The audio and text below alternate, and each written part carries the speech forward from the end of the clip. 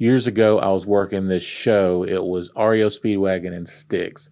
Right before the show, all the lights were up. What we didn't realize was the arena had a problem with its lighting system, and sometimes it wouldn't go off. So we got a few minutes before the show. The lighting director, everybody's on comms, headphones. The lighting director calls to go black. That means turn all the house lights off and the show's getting ready to start. So he makes that call. The house lights person turns all the lights off. The only problem is none of the lights went off. The entire arena was still at 100% brightness. So you can imagine everyone is freaking out. So the lighting director's like, go dark on the radio. And we're all listening. And we're like, we're trying. So me and someone from the building runs up into the catwalk where all the breakers are. We're thinking, here's all these breaker boxes and they're attached to the lights. We're just going to turn all the breakers off and turn the lights off. You know, it's just panic. The countdown is happening.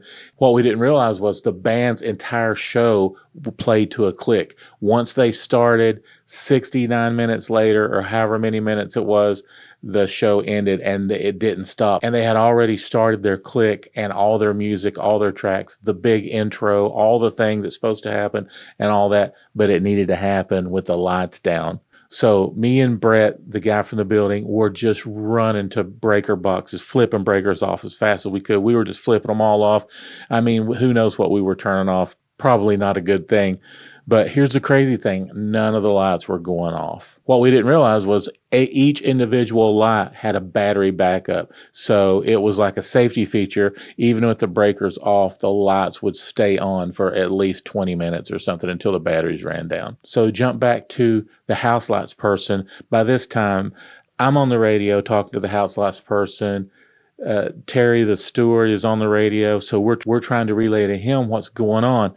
But he is in a panic and so enraged, he's holding the button down on the radio. So if you hold the button down, no one else can talk. So he's holding the button down, screaming, turn the lights off, house lights go dark, the show's starting. And he is just using every word in the world you can imagine, but he won't let go so we can talk to him and tell him what we're doing. Needless to say, it didn't make for a great beginning to the show. He came down. He was super irate. He was cussing. He was screaming. And so I just moved all of our guys out of the office because we didn't want to get talked to like that. And he was like, is this your first concert? And all this stuff. Finally, after kind of rebooting the system, the lights worked and everything went dark and the show continued.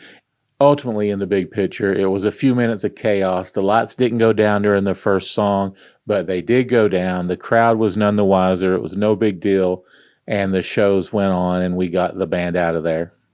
And really, if the lighting director had let go of his button on the radio, we all could have communicated. Maybe he wouldn't have been so irate because he was thinking no one was replying back to him.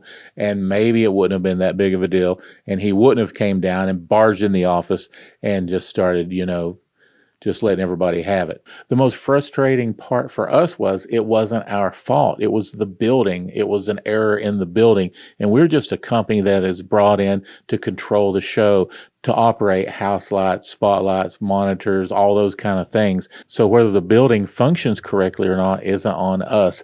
But because we couldn't communicate with him, he just assumed we weren't doing our job. We weren't hitting those buttons. We weren't turning all the lights off and getting ready for the show. So that was my first experience with someone panicking, not letting go of the button on the radio so everybody could talk and make the show happen.